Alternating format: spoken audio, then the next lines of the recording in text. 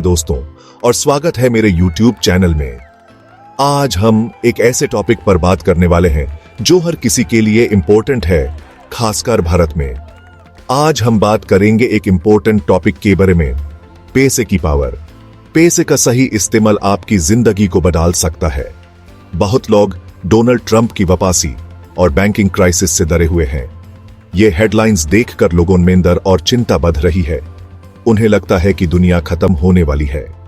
लेकिन क्या सच में ऐसा है? क्या हमें इतना घबराने की जरूरत है?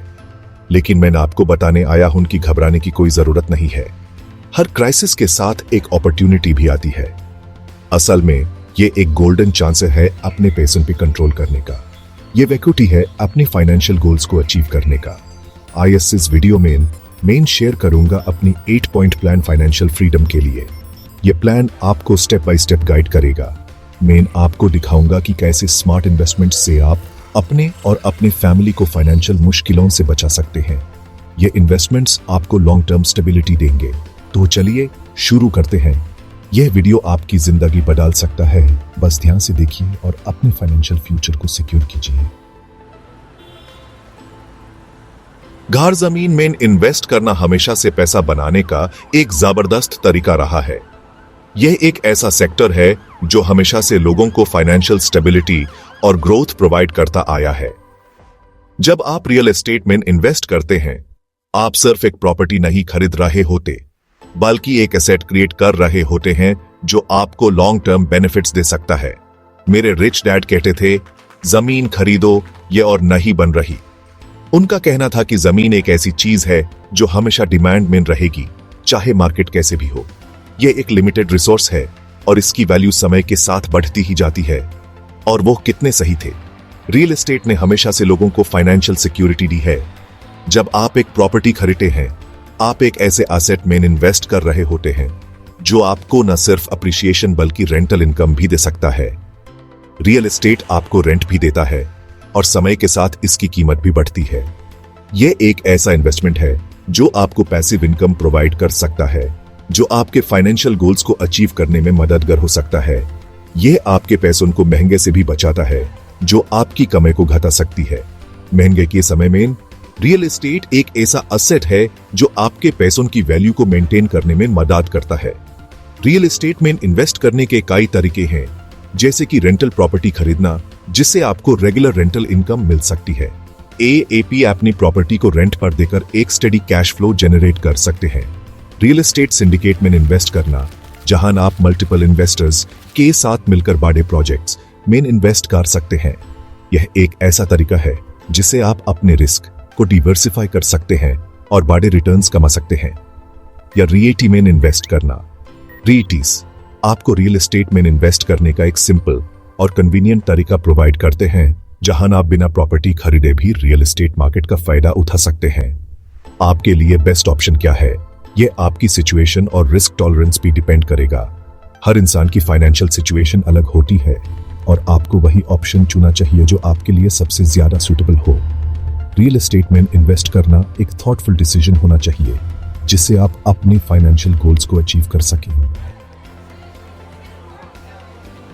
ज्यादातर लोग सोचते हैं कि आर्ट और कलेक्टिबल्स सिर्फ अमीरों के लिए हैं, लेकिन यह एक गलतफहमी है। आर्ट और कलेक्टिबल्स न सिर्फ खुशी देते हैं, बल्कि अच्छा रिटर्न भी दे सकते हैं। आईएसएस मार्केट में हर बजट के लिए कुछ न कुछ है। पेंटिंग्स, मूर्तियां, पुरानी चीजें, किताबें, स्टैम्प्स, सिक्के और भी बहुत कुछ। इंपॉर्टेंट बात यह है कि रिसर्च करो और सिर्फ उन चीजों में इन्वेस्ट करो जिनमें आपकी जेन्युइनली रुचि हो। महंगाई एक चुपके से आने वाला छोर है जो आपकी कमाई को खा जाता है। इंडेक्स फंड्स और स्टॉक्स में इन्वेस्ट करके आप महंगाई को हरा सकते हैं और अपनी वेल्थ बढ़ा सकते हैं। इंडेक्स फंड्स आपको अलग अलग कंपनीज में इन्वेस्ट करने की सुविधा देते हैं, जिससे रिस्क कम होता है। स्टॉक्स आपको इंडिविजुअल कंपनीज में इन्वेस्ट करने और उनकी ग्रोथ से फायदा उठाने का मौका देते हैं।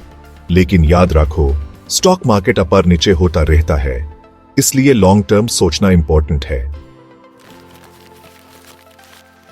बहुत लोग लोन से डरते हैं, लेकिन ये आपके फाइनेंशियल गोल्स अचीव करने का एक टूल भी हो सकता है।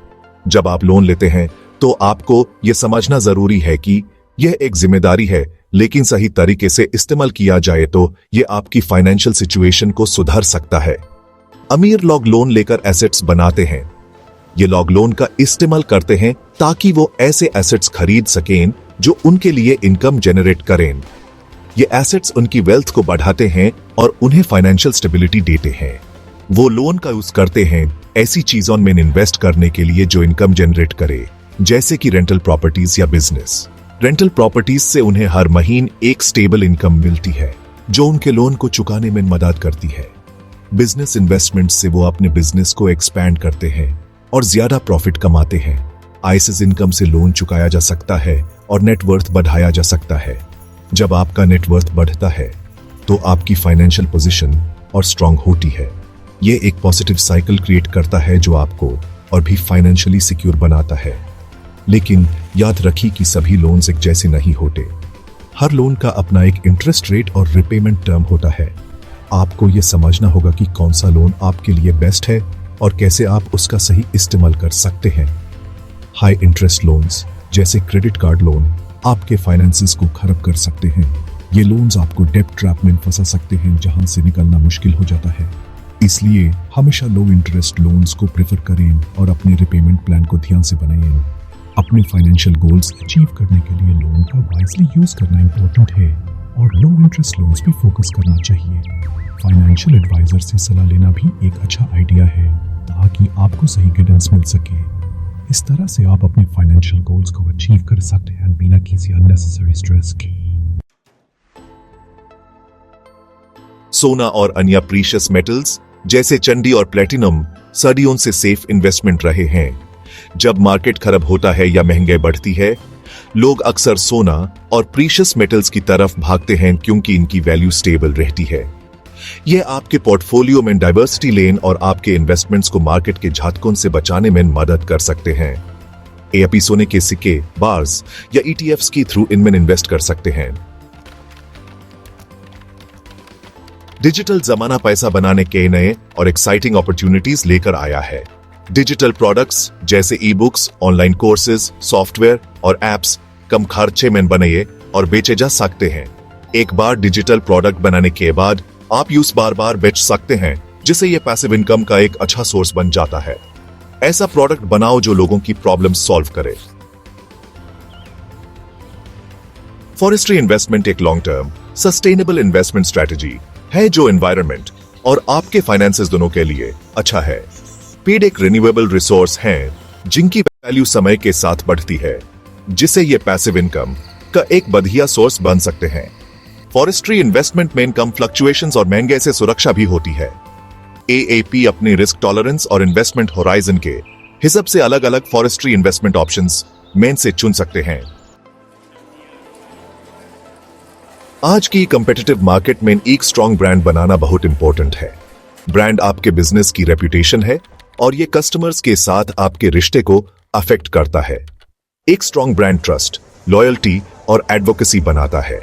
ये आपके प्रोडक्ट्स और सर्विसेज के लिए प्रीमियम प्राइसिंग भी अलाउ करता है।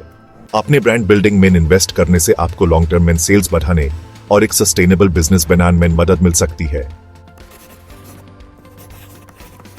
तो यही मेरी 8 पॉइंट प्लान फाइनेंशियल फ्रीडम के लिए। याद रखो, पैसे का मालिक बनाने के लिए आपको अमीर पैदा होने की जरूरत नहीं है। यह सीखने, एक्शन लेने और अपॉर्चुनिटीज का फायदा उठाने के बारे में है। अपने कंफर्ट जोन से बाहर निकालने से मत डरो, कैलकुलेटेड रिस्क लो और सबसे इंपॉर्टेंट, सीखना कभी